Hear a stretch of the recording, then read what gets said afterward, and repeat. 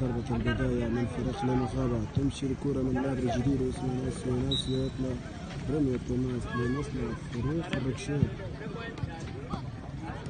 مازال تعود الكرة، رمية تماس تلعب استلامة خطيرة، تسدد كرة تلعب في الدور في وسط الميدان. استلام من عرض الجنة ايمانويل ديانج في التسديدة وراقة جميلة الباس لن توصل.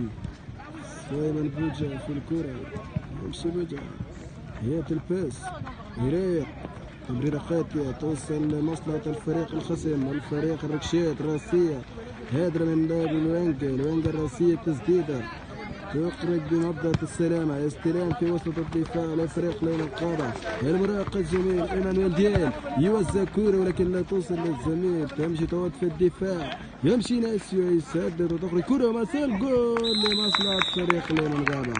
جاب التعادل